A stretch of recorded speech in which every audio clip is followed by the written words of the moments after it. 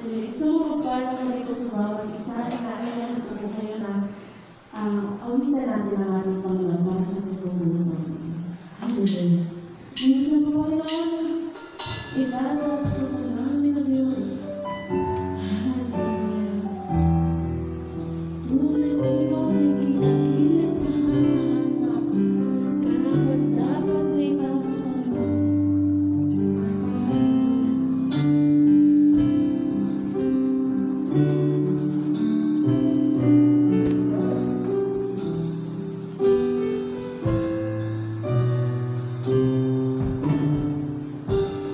Kapatid, sabi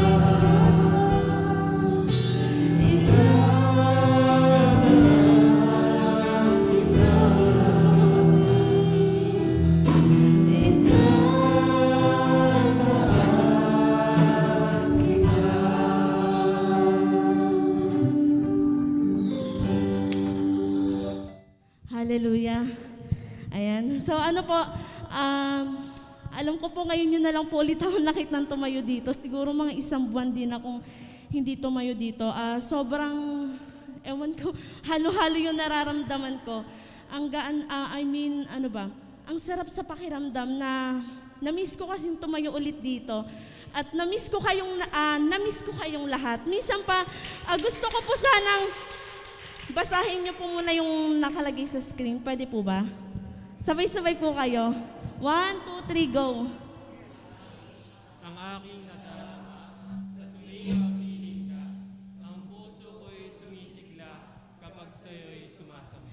Amen. Nakita niyo naman po, diba, sa lyrics ng kanta, langit ang aking nadarama. Ano po ba yung gusto ko iparating? Ngayong umaga, alisin po natin yung lungkot, yung pagod, yung problema. Alisin po natin yung puwang ng mga ganong bagay. Ayoko po na manahan, lapitan tayo ng gawa ng kaaway, gawa ng masama. Sa awiting ito ay paramdam natin na langit ang ating madarama sa piling ng ating Diyos. Amen po ba? Amen. Kahit minsan pa, sabay-sabay po natin awitan ang ating Panginoon. Hallelujah! Tunay nga, Panginoon, na ikaw lamang ang aming kailangan. Ang kailangan ko ay pag-ibig mo. O Diyos sa buhay ko ito, ang kagalakan mo, ikalakasan ko. Ikaw ang nais ko, ikaw lang ang Panginoon. Hallelujah! Ang pangalan mo ay dadakilain, wala na sa'yo maihahambing. Ang awit ko iyong tingin. Hallelujah! Langit, Panginoon! Kitang aking nadarama. Hallelujah! Sa tuwing kapiling ka, ang puso ko'y sumisigla kapag sa'yo'y sumasamba. Hallelujah! Isa po, Panginoon, ang kailangan ko ay pag-ibig mo. O Diyos sa buhay ko ito, ang kagalakan mo, ng kalakasan ko. Ikaw ang nais ko, ikaw lang ang Panginoon, ang pupurihin ng Diyos. Hallelujah! Dadakilain, wala na sa'yong maihahambing. Ang awit ko iyong tingin. Langit, Panginoon, Kitang aking nadarama. sa tuwing kapiling ka, O Diyos. Kapiling Amen. Ang puso ko'y sumisigla kapag sa misa mo, Panginoon. Langit ang aking nadarama. Sa tuwing kapiling ka, ang puso ko'y sumisigla kapag sa'yo'y sumasamba.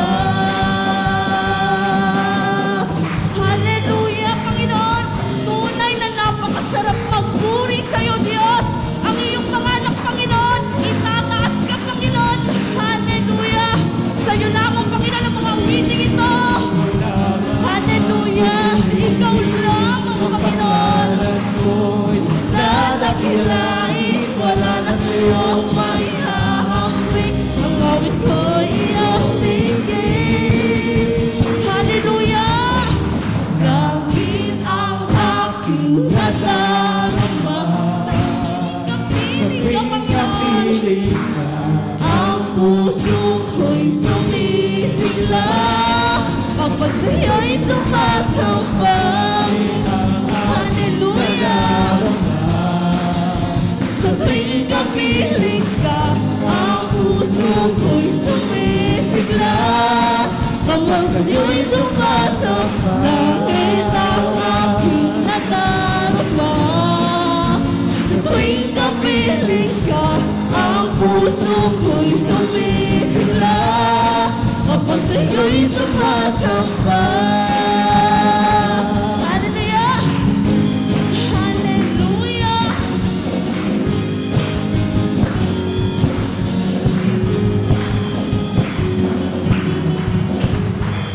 Hallelujah!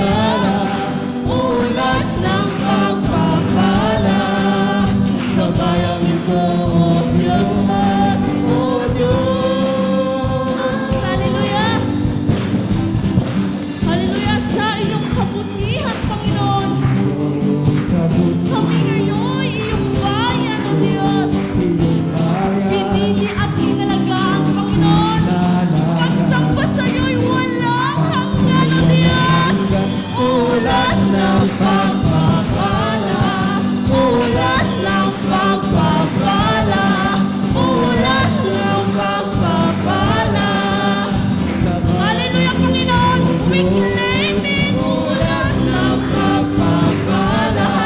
Ulan ng pagpapala, Ulan ng pagpapala sa bayang ito, O Diyos, O Diyos. Hallelujah! Kami ngayon nagkakaisa. pasalamatan ka. Isang puso, isang layunin. Sa bayang ito, ikaw ang purihin. Ulan ng pagpapala, ulan ng pagpapala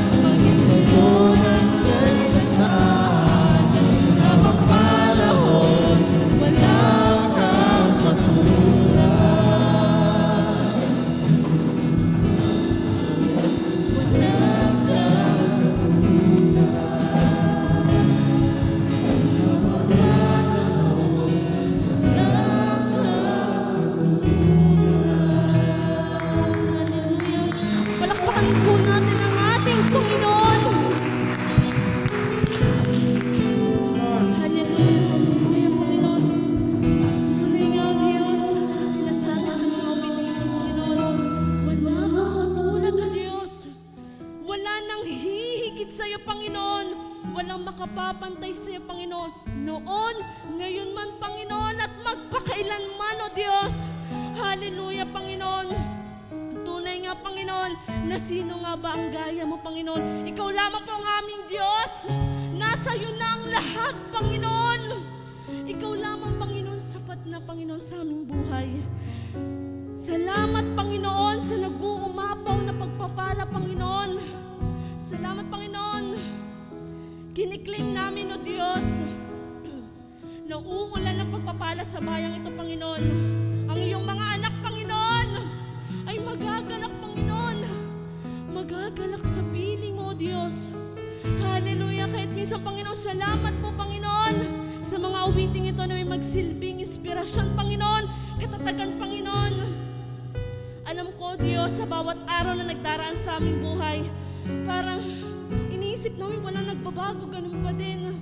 Pero, Panginoon, ang totoo, Ikaw, Panginoon, Ikaw, Panginoon, Ikaw lamang, O Diyos, sapat na sa amin, Panginoon. Ikaw ang nagbibigay buhay, O Diyos. Ikaw ang nagiging dahilan namin, Panginoon, para gumising sa umaga, Panginoon, at ipagpatuloy namin ang aming mga buhay. Salamat, Panginoon, at lagi ka na dyan. Hindi mo kami pinababayaan. Patuloy mo kaming iniingatan, O Diyos. Salamat, Panginoon. Maraming salamat, O Diyos, Panginoon. Salamat po. Kulang ang salitang salamat, Panginoon, para maihayag namin ang aming tunay na nararamdaman, O Diyos. Pero isa lang po ang aming alam, Panginoon, na kami iyong mahal, Panginoon, na kailan may hindi mo kami iwan at pababayaan, Panginoon. Kaya't maraming salamat po, Panginoon. Ito po ang aming samanalangin sa matamis sa pangalan ni Jesus. Minsan panganak ng Diyos ay magsabi ng malakas na Amen! Hallelujah! Purihin po ang Diyos. Nag-uumapaw na kagalakan sa mga anak ng Diyos. Damang-dama ko po yung presensya ng Panginoon. Alam niyo po, masarap talagang mag-worship pagka naka-face-to-face kaysa dun sa live streaming, di ba? Live streaming, hindi ka makakasigaw eh. Pagka nandun ka sa bahay mo, tapos nanonood ka ng live streaming, sabihin ng mga anak mo, Mama, ano nangyari sa'yo? Di ba? Nandun yung distraction. Pero pag nasa church, nandun yung presensya ng Panginoon. So, napakabuti ng Diyos. At maraming salamat po dahil nandito po ang isang kapatid natin, Sister Jo.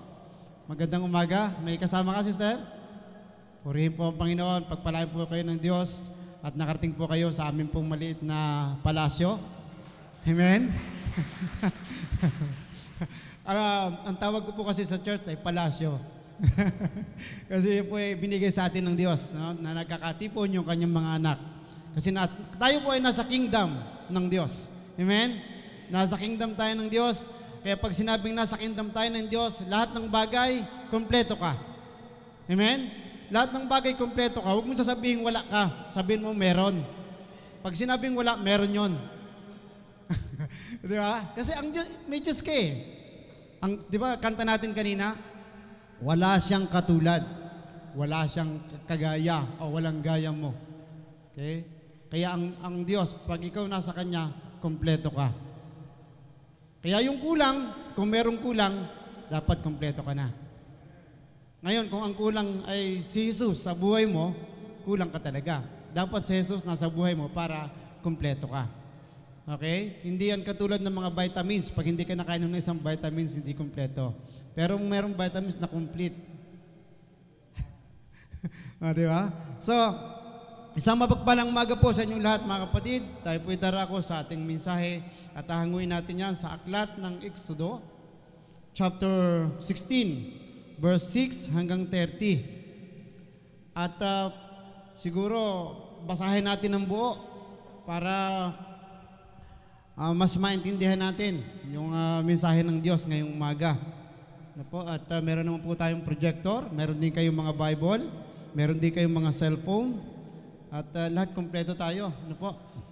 So, Exodus 16, verse 6, ganito po. Pagkatapos ng pakipag-usap nila kay Yahweh, sinabi ni na Moses at Aaron sa mga Israelita, mamayang gabi, mapapatunayan ninyo na si Yahweh ang naglabas sa inyo sa Ehipto. At bukas ng umaga, makikita ninyo ang kanyang kapangyarihan. Narinig niya ang inyong reklamo laban sa kanya, sapagkat tuwing gagawin ninyo ito ay sa kanya kayo nagrereklamo, hindi sa amin. Idinugtong pa ni Moses, mamayang gabi, bibigyan niya kayo ng karne. Bukas ng umaga ay tinapay ang ibibigay niya sa inyo. Hanggang sa gusto ninyo. Iyan ang sagot niya sa inyo. Ang totoo, anumang reklamo ninyo ay laban sa kanya, hindi sa amin. Sapagkat sino pa kami para pagreklamuhan ninyo? Sinabi ni Moses kay Aaron, paharapin mo ang buong bayan kay Yahweh, sapagkat narinig niya ang kanilang reklamo. Nang sabihin ito ni Aaron, ang buong bayan ay humarap kay Yahweh sa gawi ng disyerto, at bigla na lamang nilang nakita sa ulap ang kalawalatian ni Yahweh. Sinabi ni Yahweh kay Moses, narinig ko ang reklamo ng mga Israelita. Sabihin mo sa kanila na sa pagtakip silim, bibigyan ko sila ng karne. Sa umaga, bibigyan ko sila ng tinapay hanggang gusto nila. Sa gayoy, malalaman nilang ako, si Yahweh, ang kanilang Diyos. Nang magtakip silim, dumagsa sa kampo ang napakaraming pugo. Kinaumagahan naman ay makapal ang hamog sa paligid ng kampo. Nang mapawi ang hamog, nakita sila sa lupa ng maliliit na maninipis na mga bagay na parang pinipig. Hindi nila alam kung ano iyon. Kaya nagtanong sila, ano ito?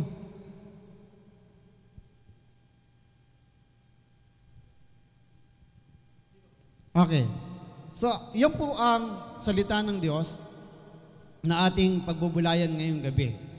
Siguro tatanungin niyo ako, bakit ito ang napili ni Pastor para ibahagi sa atin ngayong umaga? Ngayon po, alam po yung pong mga talatang yan, ay binasa ko sa inyo, pinabasa ko sa inyo para meron kayong maging idea habang isinishare ko po sa inyo ngayong umaga ang mga puntos, no, na gusto kong ipahatid sa inyo. Ang ating pong papagsa dyan ay pagtitiyak sa biyayang mula sa Diyos. Tatanungin nyo naman uli ako, Pastor, bakit pagtitiyak sa biyayang mula sa Diyos? Samantalang sa Diyos naman talaga lahat nanggagaling ang biyaya. Okay. Mamaya malalaman natin kung talagang sa Diyos lahat nanggagaling ang biyaya. So, paano mo malalaman o paano natin malalaman na yung iyong biyayang tinatanggap ay mula sa Diyos? Okay? Yung tanong paano mo malalaman o marirecognize na yung iyong biyaya na tinatanggap ay galing sa Diyos? Okay. Bago tayo pumunta doon sa isa pang tanong ko sa inyo, ay gusto ko muna basahin sa inyo kung ano ibig sabihin ng bless o mapalad. Sa Hope chapter 5 verse 17, Brother Jael. Ano ang sinasabi ng Biblia tungkol sa mapalad?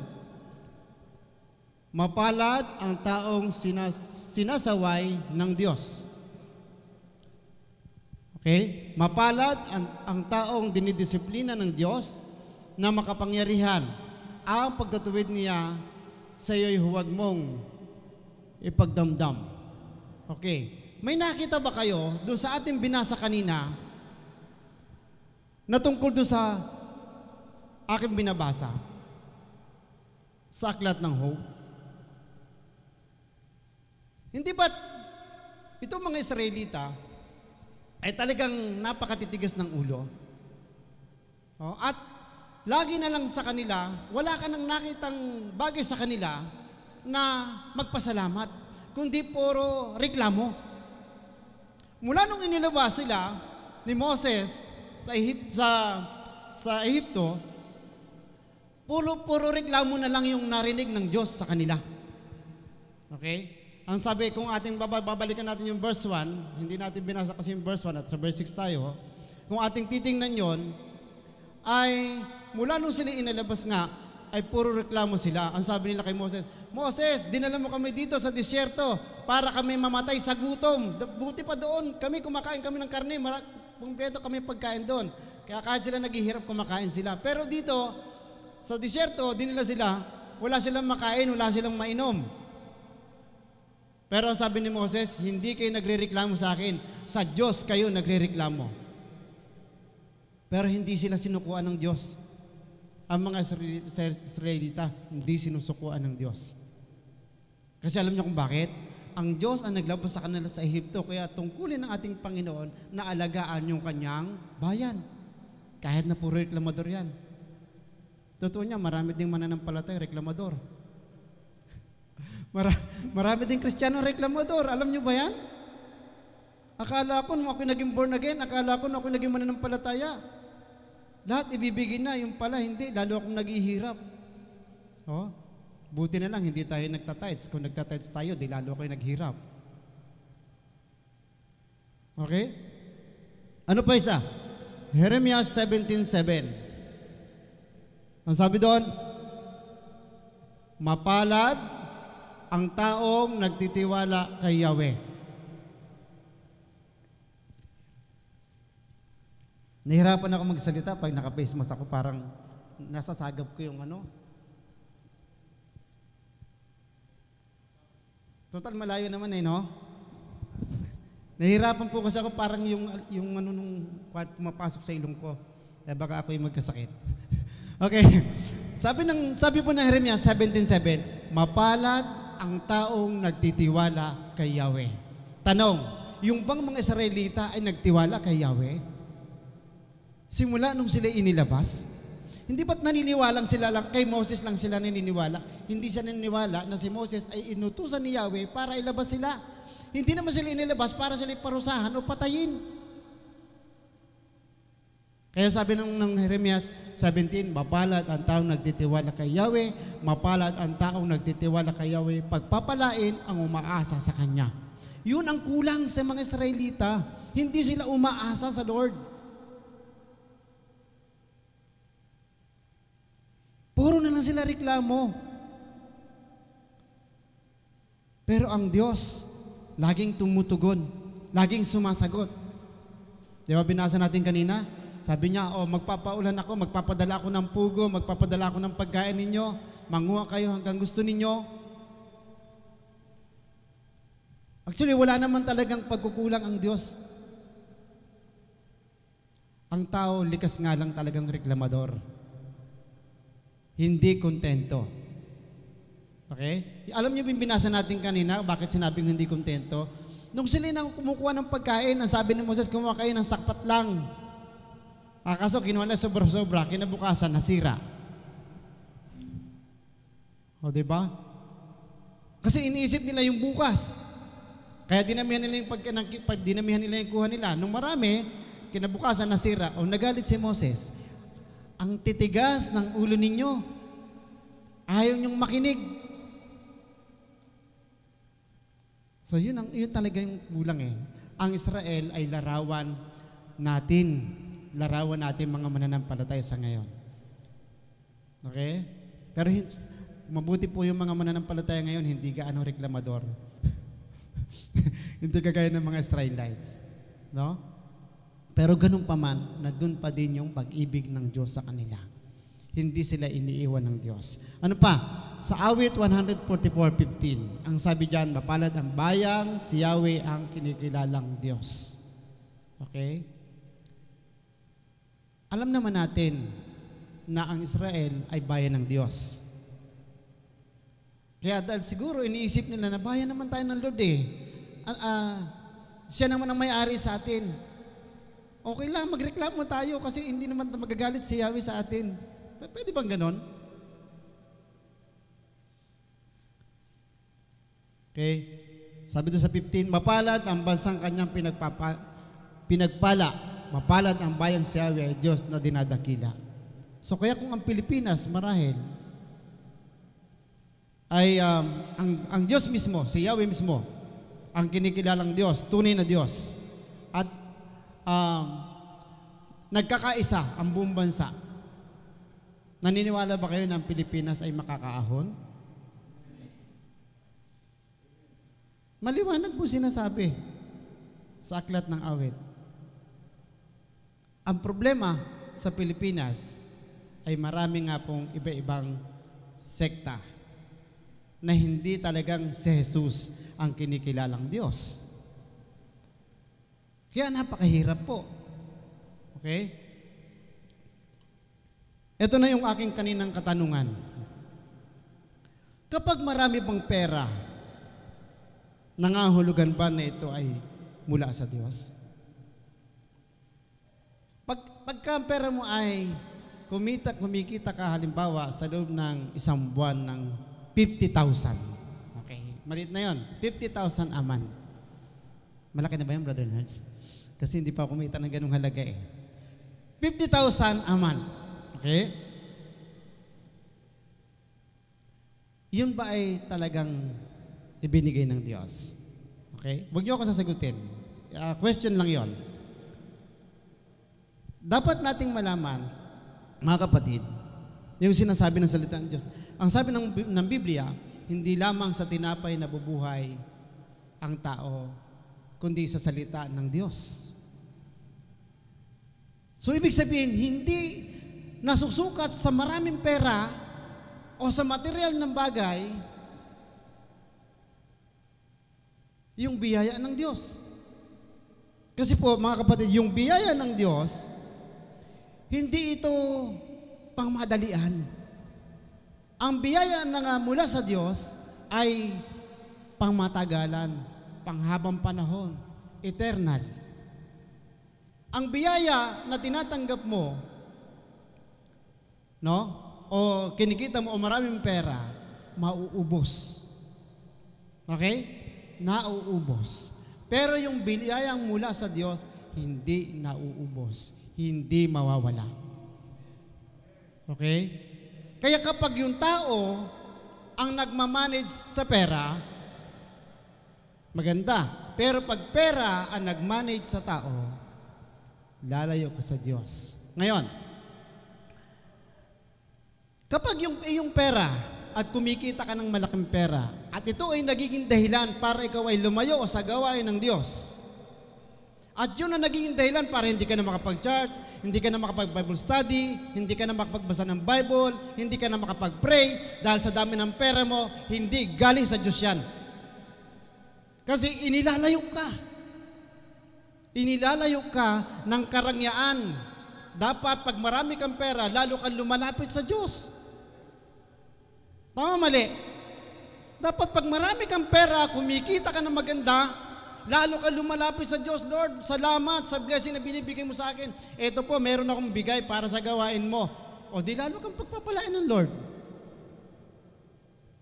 Pero, kapag yung pera pa rin na yan, yung naging dahilan ng paglayo mo sa gawain, at yung pera pa rin yan ang kumukontrol sa sarili mo, at yung mga bisyo mo ay hindi natatanggal dahil sa pera na yan, hindi galing sa Diyos yan.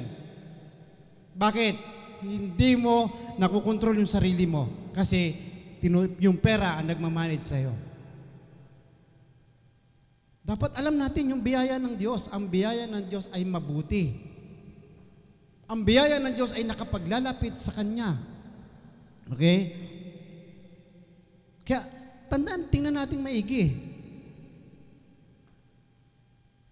Baka isang araw o mga isang taon mula ngayon ay meron sa inyong kumita ng $250,000 isang buwan. At baka naman pag meron ng ganon, hindi na namin kayo makita sa simbahan. Alam nyo kung nasa na kayo lagi? Sa mga resorts. Ayan. Naka-hotel. Diba? Diba? O diba? Tanong, yung ba talaga ibigay ng Diyos sa'yo? Ang sabi ni Pastor, ng ating Senior Pastor, hindi masamang magpayaman. Basta totoong galing sa Diyos yan. At pag galing sa Diyos yan, dapat naglilingkod ka at malapit ka sa Diyos. Hindi ko po kayo pinagagalitan. Binabahagihan ko lang po kayo. Okay, merong 3 bagay na para malaman natin na yung blessing na ito ay talagang galing sa Diyos. Ano ang dapat mong gawin? Yan, anong dapat mong gawin? Balitan natin yung talata doon sa 6-12. Basahin ulit natin at brother Jan, yung 6-12. Sabi doon, pagkatapos ng nakapag-usap sila kay Yahweh, sinabi ni Moses sa Aaron, sa mga Israelita, mamayang gabi, mapapatunayan ninyo si Yahweh ang naglabas sa inyo sa Ehipto. At bukas ng umaga, makikita ninyo ang kanyang kapangyarihan. Narinig niya ang inyong reklamo laban sa kanya. Laban sa kanya sapagkat tuwing gagawin niyo ito, sa kanya kayo nagrereklamo at hindi sa amin. Ano ang ibig sabihin niyan? Dapat, una, kilala mo ang Diyos mo.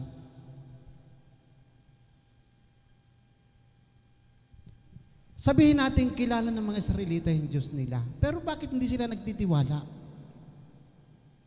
Tingnan nyo. Sabi natin, ang Israelita ay bayan ng Diyos. Bakit? Puro reklamo ginagawa nila. Alam naman nila ang Diyos ay makapangyarihan at sa Kanya lahat, nagmumula ang lahat ng bagay. Ang tao likas na mainipin. Tama? Mabilis mabugnot. Mabilis mawala ng tiwala. Ayan ang nagiging problema eh. Kaya yung buhay ng mga Israelites ay nasasalamin natin. Hindi sila lubos nagtiwala doon sa kanilang Diyos na naglabas sa kanila doon sa Ehipto. At alam naman natin marahil na hindi naman sila papatayin ng Diyos. Hindi papayag ang Diyos na sila ay mawala o mamatay o magkasakit. Iningatan pa nga sila. Tinugi sila ng mga sundalo, iningatan sila ng Diyos. Pag sila'y natutulog, naglalagay ang Diyos ng ulap para hindi sila mahamugan. Pag mainit, maglalagay ng ulap ang Diyos para hindi sila mainitan. Ganun kamahal ng Diyos ang kanyang bayan. Pero nagrereklamo pa din. Bakit?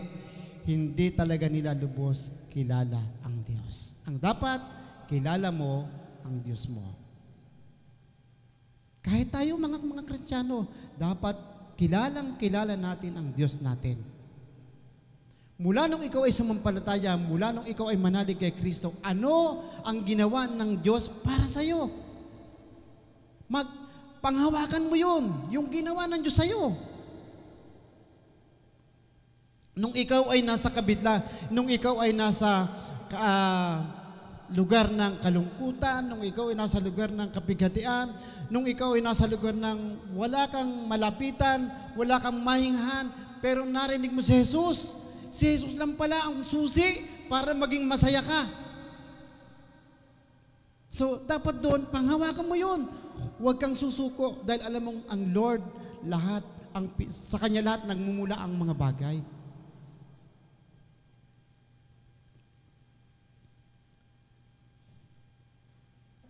Meron po tayong babasahin na talata. Ano po ang sinasabi dyan ng Efeso?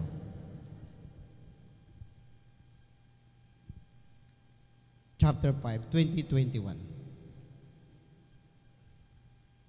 Dapat pagka tumanggap ka ng biyaya, kagaya ng ginawa ng Diyos sa mga Israelita, na binigyan ng karne, binigyan ng tinapay, nabasa ba natin na sila nagpasalamat? May nabasa ba tayo nagpasalamat? Wala, no? Wala. Basta ang mahalaga sila, makakuha sila ng pagkain nila. Pero sabi ng Efeso 5, 20-21, lagi kayong magpasakop at magpasalamat, magpasakop sa tanda ng inyong paggalang kay Kristo. Okay. Ubuuhin natin, 20. Lagi kayong magpasalamat sa Diyos, sa ating Ama, dahil sa lahat ng bagay, sa pangalan ng ating Panginoong Kristo. Pasakop kayo sa isa't isa, bilang tanda ng inyong paggalang kay Kristo. Ang problema sa mga Israelita, hindi sila nagpasalamat. Okay?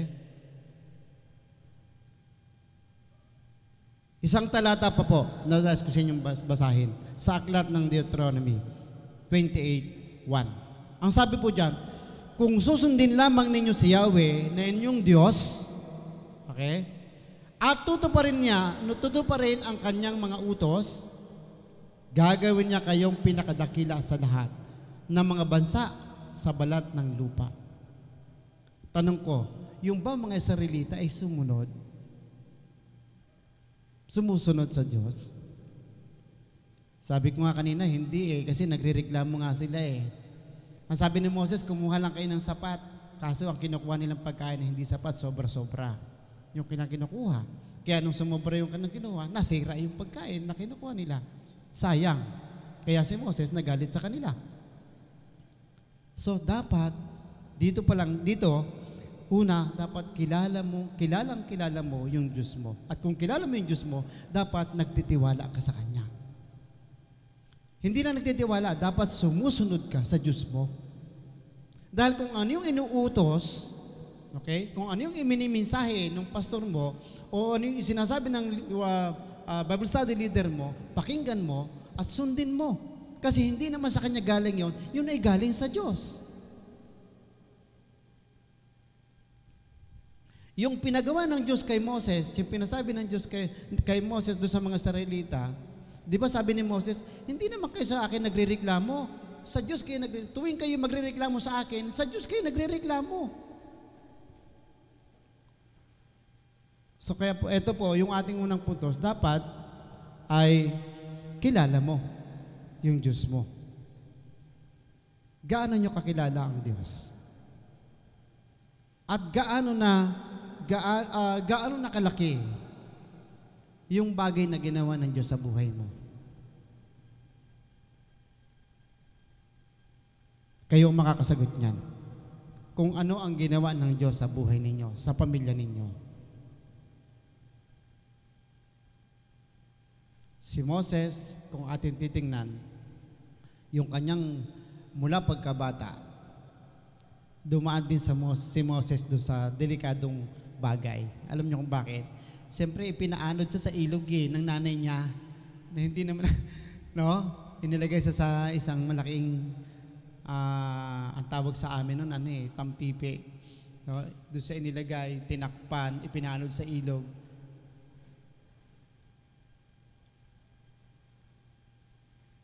Pero si Moses, hindi siya pinabayaan ng Diyos hanggang siya ay naging lingkod niya. Lahat ay nakaplano. Lahat po ay nakaplano kay Moses. Yun ang unang puntos natin. Dapat kilala mo o kilala natin yung Diyos natin na pinaglilingkuran. Okay?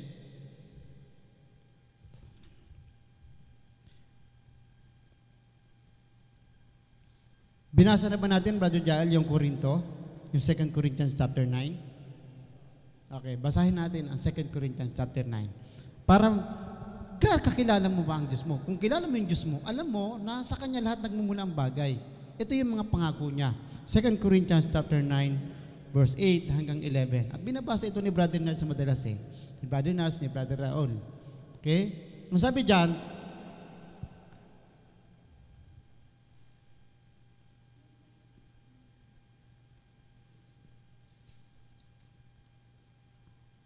chapter 9, verse 8. Okay. Ito po ang sinasabi. Magagawa ng Diyos na pasaganain kayo sa lahat ng bagay. Tanong, kilala mo Diyos mo? Kung kilala mo Diyos mo, ang sabi dito, magagawa ng Diyos na pasaganain kayo sa lahat ng bagay. Sabi ni Brother Nads, Pastor, subuko na yan. Amen? Kasi nag-uumapo yung blessing ni Brother Nads titingala ka na lang kay Brother Nads na ganun. Ano pa? At higit pa sa inyong pangangailangan upang sumagana kayo para sa mabuting gawa. Tulad na nasusulat, siya ang masaganang nagbibigay sa mga duka at ang kanyang kabutihan ay walang hanggan. Ganun mo ba kakilala Diyos mo? Hindi alam ng Israel yun, ng mga Israelita yun. Kung alam nila yun, hindi sila magrereklamo. Amen? Kung alam nila at kilala nila ng lubusan ang Lord, ang Diyos nila, hindi sila magreklamo, hindi sila takot magutom, hindi sila takot mamatay. Salamat sa Lord. At mahal niya ang mga hintil. Yung mga hintil, tayo yon. At siya ay may pangako. Ang sabi, magagawa ng Diyos na pasaganahin kayo sa lahat ng bagay. Bakit? Dahil naniniwala kayo kahit hindi nyo nakita ang Diyos, kahit hindi nyo nakakausap ang Diyos, naniniwala kayo na kayo ay Kanyang pagpapalain. Dahil naniniwala kayo sa Kanya kilala nyo siya. Pero kung hindi nyo kilala, hindi mo mararanasan o hindi mo mararamdaman yung pangako ng Diyos sa iyo na nakalaan. Hindi mo matatanggap yung masaganang bagay na ibibigay sa iyo ng Diyos.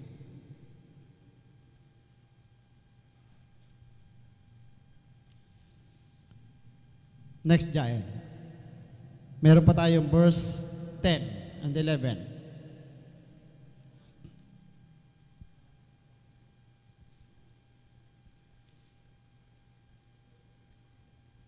Ayan. Ang Diyos ang magbibigay ng binhing itatanim na makakain. At siya ang magbibigay sa inyo ng binhi at magpapalago nito upang magbunga ng sagana ang inyong kabutihang loob. Pasasaganan niya kayo sa lahat ng bagay upang mas marami ang inyong matulungan. Sa gayon, lalong darami ang magpapasalamat sa Diyos dahil sa inyong tulong na dadalhin namin sa kanila. Anong gusto natin bigyan din dito? Ang gusto natin bigyan din dito ay ang Diyos ang magbibigay ng binhi. Ito ang tinutukoy po rito, mga kapatid, ay spiritual.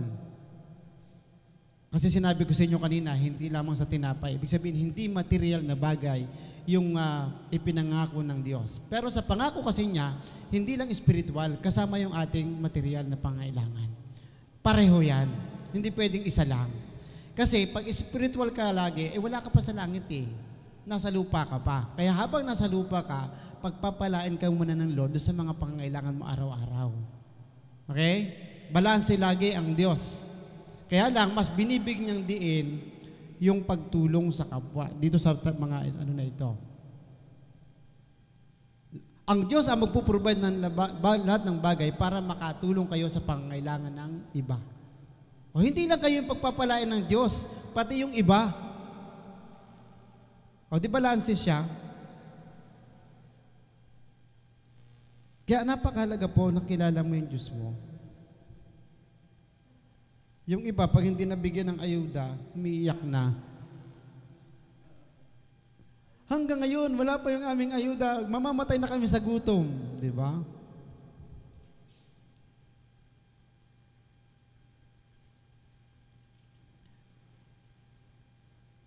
Tapos pag nandyan na yung ayuda, ayun, at tawan-tuwa na. Ganun na yung tao di ba? Ganun yung tao. Pag nakaramdam ng kalam ng sikmura, iba na yung dating, iba na yung marami nang masasabi. Parang Israelita din, di ba? Mamamatay kami dito sa gutom. Ibalik mo na kami doon sa Ehipto. Ibalik mo na kami kay Paraon. Mas gusto pa nila yung naghihirap. Gusto pa nila maging alipin sila. Kasi ang katuwiran nila, kahit alipin sila, doon, kumakain sila. Di mo yung kaisipan ng tao? Ayaw nila maging malaya. Kayo ba gusto nyo maging malaya? Pinalaya na tayo ng Panginoon. So, anong pangalawang puntos natin, Brother Jael? Ang pangalawang puntos po natin, dapat sumunod sa kanyang mga tagubilin.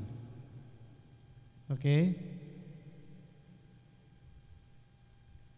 Dapat isipin mo kung ano yung sinasabi ng Diyos sa iyo. Basahin natin. Nang magpatakip silim, dumagsa na sa kampo ang napakaraming pugo. Kinamagahan naman ay makapal na hamog sa paligid ng kampo.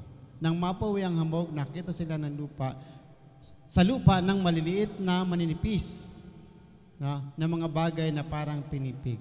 Hindi nila alam kung ano. Mga iyon, kaya nagtanong sila, ano ito? So ito po yung mana, yung pagkain na ibinigay sa kanila ng Diyos. Okay? Sabi ni Moses, iyan ang tinapay na ibinigay sa inyo ni Yahweh.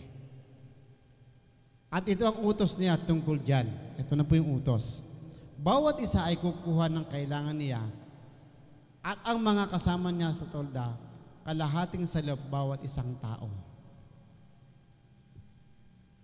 Hanggang 16 lang ba yun, Jael? Namulot ang mga Israelita, may kumuha ng marami at may kumuha ng konti. Ngunit nang takalin nila ang kanilang nakuha, ang kumuha ng marami ay hindi lumabis at ang kumuha ng konti ay hindi naman nagkulang. Sapat lang sa kanila ang kanilang nakuha. Sabi sa kanila ni Moses, huwag kayong magtitira para kinabukasan. Ngunit ang ilan sa kanila hindi nakinig kay Moses. Ito na, ang iba hindi nakinig kay Moses. Kinabukasan, inuod at bumaho ang itinirin nila, kaya nagalit sa kanila si Moses. Ang tanong, sumunod ba ang mga Israelita sa instruction ng Diyos? Hindi sila sumunod.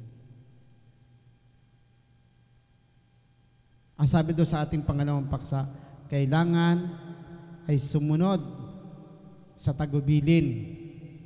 Hindi sila sumunod. Maraming nasayang na pagkain. Maraming nasira. Kaya mahalaga po yung pagsunod.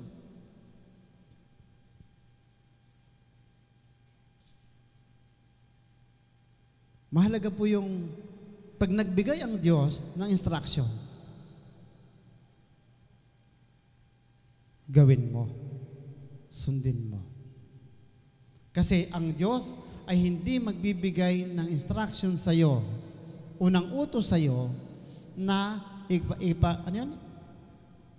na makapagbibigay ng pahirap sa iyo. Hindi siya magbibigay noon. Tutulungan ka pa niya kapag sinunod mo siya. Naalala ko yung binanggit ni Brother Raul kanina na talata. Totoo po naman yon.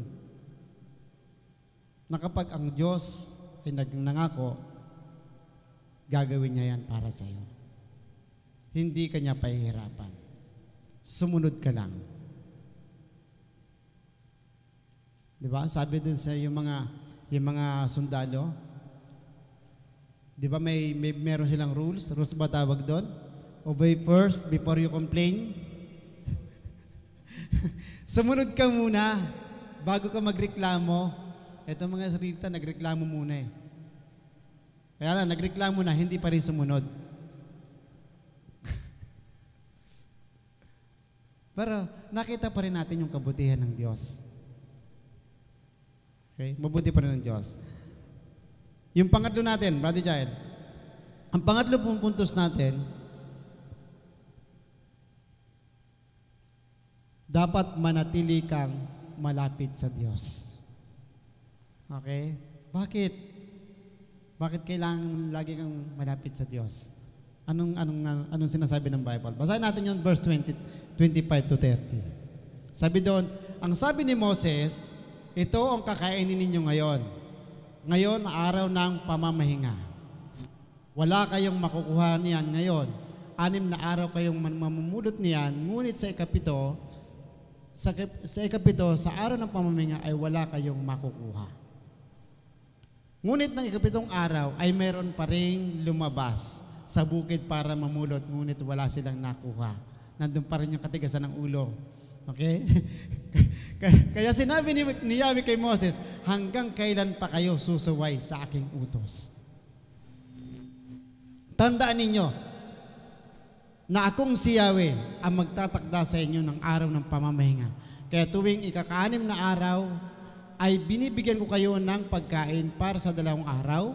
Sa ikapitong araw, wala nang lalabas. At mula noon, nagpahinga na lamang sila tuwing ikapitong araw. So, nandun ba yung dapat malapit sa Diyos? Yes. Dapat sa ikapitong araw, sumasamba kayo sa Diyos. Araw ng pamamahinga yun dapat naglilingkod ka sa Diyos.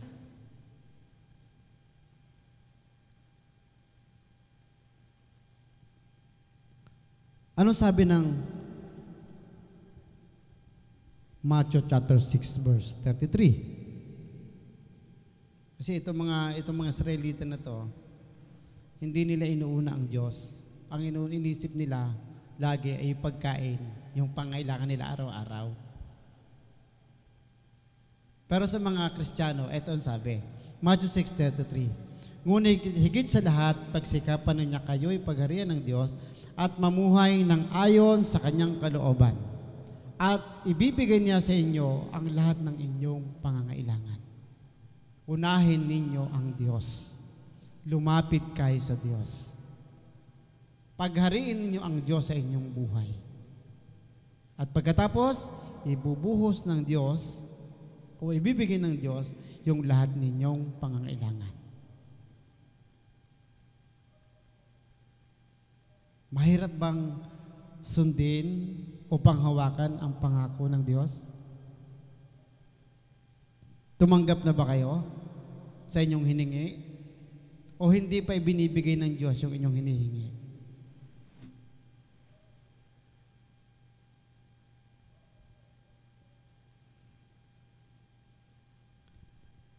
Meron pang last verse po tayo. Sa Deuteronomy chapter 30 verse 10 hanggang 20. Ang sabi doon, ngunit kailangang makinig kayo sa Kanya ng buong puso. Ngunit kailangan makinig kayo sa Kanya ng buong puso at kaluluwang sumunod sa Kanyang mga utos. Ang sekreto po para ma-recognize mo yung biyaya ng Diyos na nanggagaling sa Kanya ay totoong galing sa Kanya at hindi galing sa iba. Sundin mo ang utos ng Diyos. Okay? Yung pagsunod po ang napakahalaga. Huwag nating gayahin yung mga matitigas ang ulo na Israelites. No? Kilalanin natin ang maigi yung Diyos. Kasi yun lang yung tanging paraan na ano man yung mangyari sa buhay mo, alam mong nandyan siya at hindi ka niya iiwan, hindi ka niya pababayaan. Pangako niya yun eh. Ang sabi niya, hindi ko kayo iiwanan hanggang sa katapusan ng sanlibutan ito. Ibig sabihin doon, mula sa lupa hanggang sa langit, sasamahan ka ni Lord.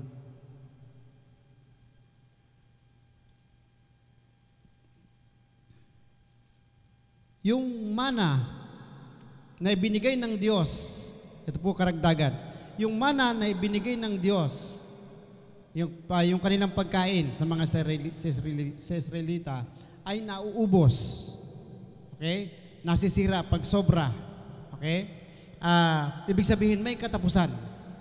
Pero sa mga anak ng Diyos, sa mga Kristiyano, sa mga mananampalataya, sa mga inhirang ng Diyos, yung tunay nating mana hindi nawawala. Amen? Sino ang tunay na mana ng mga anak ng Diyos? Si Jesus. Basahin natin. John chapter 6, verse 32 hanggang 35. Ito ang tunay na mana ng mga anak ng Diyos. Na ang mana na hindi nauubos. Okay?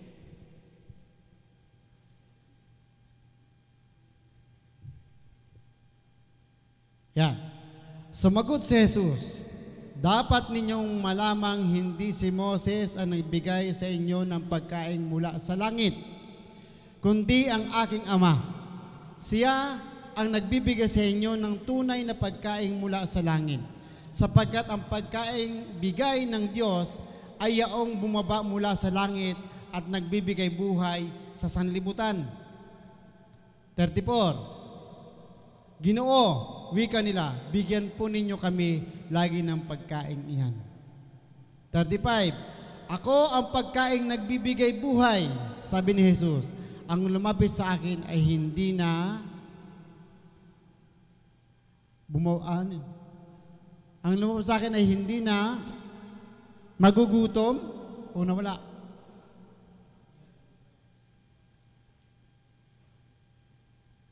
Okay, ang lumabas sa akin, hindi na magugutom at ang manalig sa akin ay hindi na mauuhaw magpakailanman. Ngunit sinabi ko sa inyo, nakita na ninyo ako, ngayon may hindi kayo nananalig sa akin. Sobra na po tayo, hanggang 35 lang po tayo.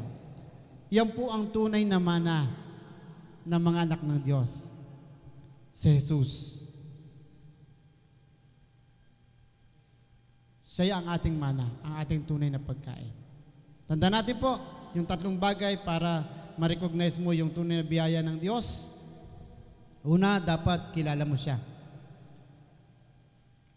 Palalimin mo yung pagkakilala mo sa Diyos. Pangalawa, ay dapat sumunod ka doon sa kinikilala mong Diyos. At pangatlo, dapat maging tapat ka doon sa kinikilala mong Diyos.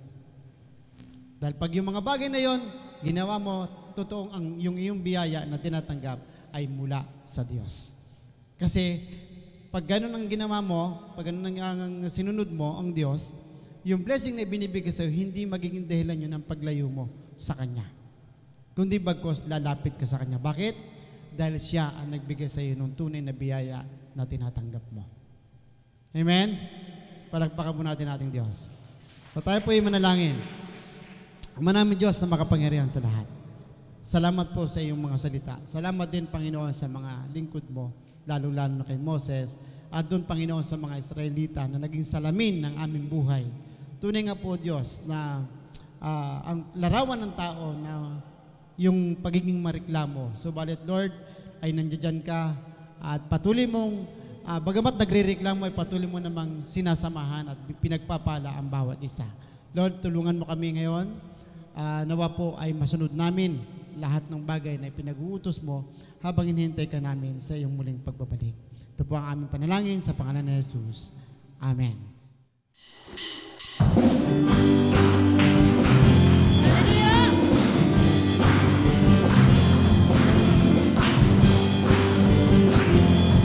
Ito po, sabay-sabay natin gamitin ng ating Panginoon ang kailangan mo, Diyos. Ay pag-ibig mo, O Diyos sa buhay ko. Ang kagalakan mo, ikalakasan ko. Ikaw ang nais ko. Ikaw lamang ang puri.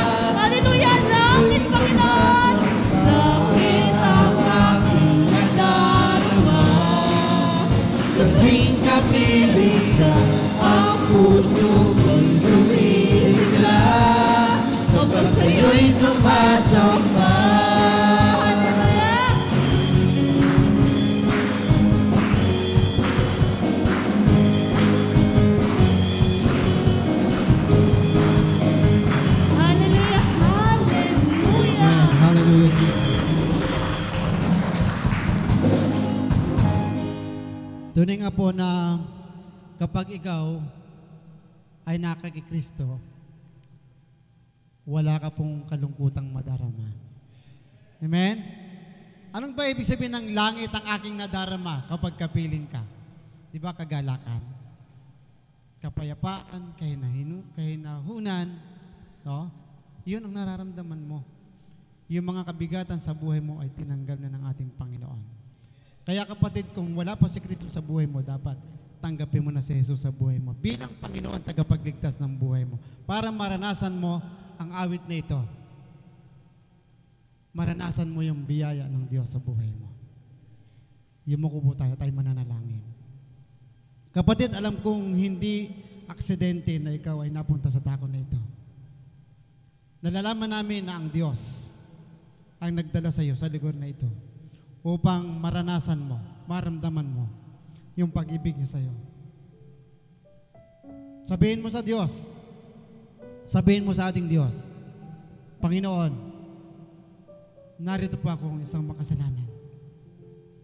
Patawarin mo po ako anumang uri ng kasalanan ang nagawa ko. Ipinagkakatiwala ko sa iyo ang aking buhay. Kayo na po ang may-ari ng aking buhay. Samahan mo po ako sa buhay na ito habang ikaw ay nahintay namin hanggang mula sa iyong pagbabalik.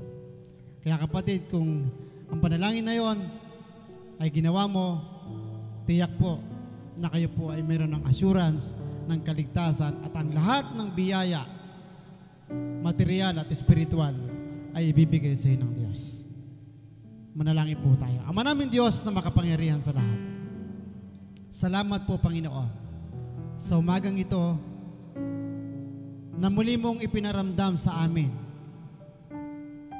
na hindi mo kami iniiwan, hindi mo kami pinababayaan, kundi bagkus inililigtas mo kami sa lahat ng uri ng karamdaman, lahat ng uri ng kahirapan, anumang uri ng suliranin sa buhay.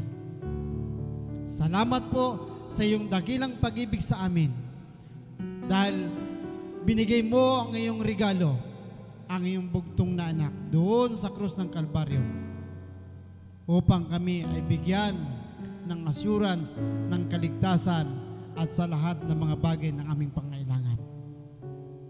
Lord, wala po kaming magagawa sa buhay namin na ito kung sarili lang namin ang aming aasahan.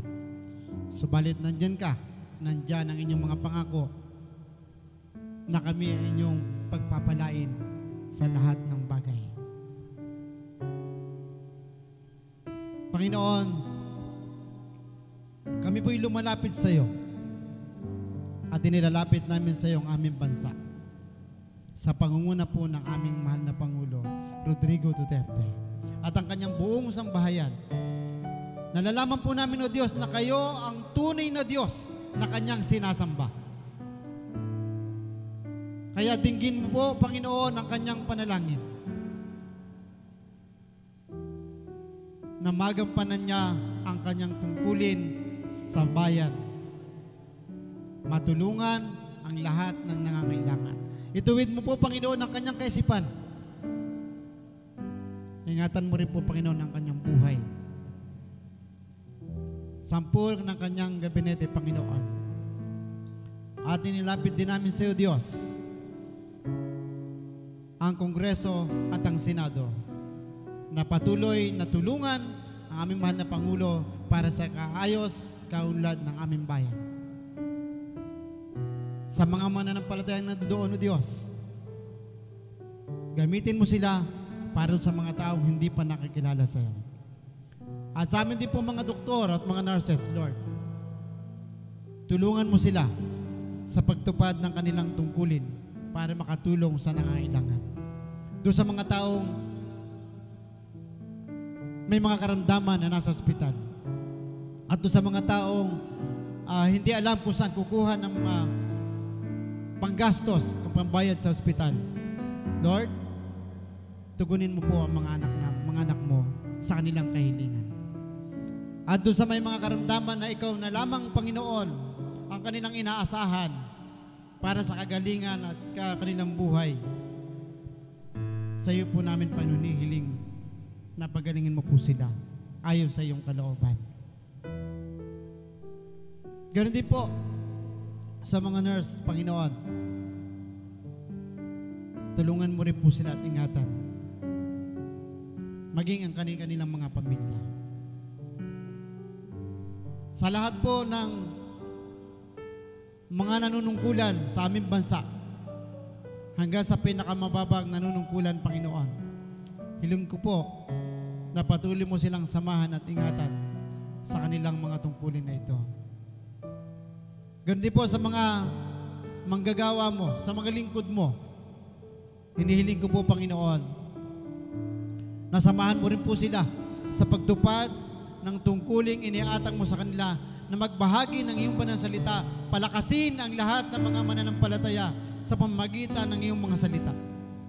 Ingatan mo rin po ang buhay ng iyong mga anak. At sa bawat kapatiran, Panginoon, na wala po mga trabaho, ngayon hiling ko rin po, Panginoon, na pag kayo po ang magpadala ng tao upang sila magkaroon ng trabaho. At ganoon din po sa may mga trabaho na, sa may mga business. Lord, patuloy po silang i-bless, patuloy mo silang pagpalain, at makatulong din po sila sa pangangailangan ng iba. Sapagkat yun ang nais mo, dahil sinabi mo na kayo magbibigay ng bini, kayo magpapalago. Kaya salamat po, Panginoon, sa iyong mga pangako. Sa amin po mga kaibigan, kapatiran na sa ibang bansa, hiling din po namin, Panginoon, na patuloy mo silang ingatan. Ang aming pong mahal na pastor at ang kanyang buong pamilya. Ang Magalyadora sister, Panginoon. Si Brother Alan, si Brother Jasper, Sister Ovel, lahat po, Panginoon, si Ate Tess, Lord, lahat po ng mga anak mo na nasa ibang bansa, ay patuloy mo po silang ingatan sa kanilang buhay. Ganun din po sa amin po mga gawain. Hiling po namin, Panginoon, patuloy mong samahan sa amin mga Bible studies, sa amin pong prayer meeting, sa amin pong pagsamba, maging ang music ministry, Panginoon, ay nilalapit ko sa iyo ang mga kabataan ito na patuloy mong ginagamit sa amin pong pagsamba. Ang mga talento na ibinigay mo sa kanila, O Diyos, ay patuloy mapupong palaguin, palawakin.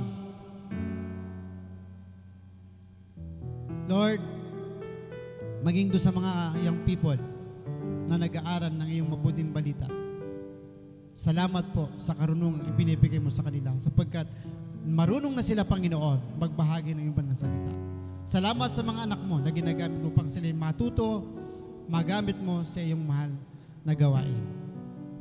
Kaya po sa aming mga kapatid na hindi namin kasama ngayong umaga, anuman ang kanilang suliranin, o anuman ang kanilang mga ginagawa, o anuman ang kanilang kaabalahan, hiling po namin, Panginoon, na samahan mo sila, tulungan mo po sila sa kanilang buhay.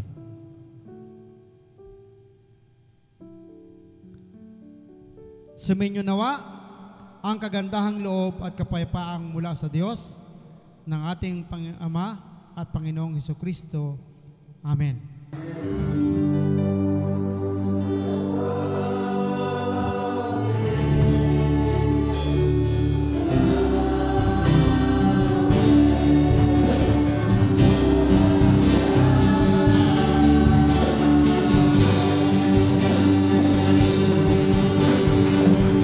Purihin po ang Diyos sa mapagpalang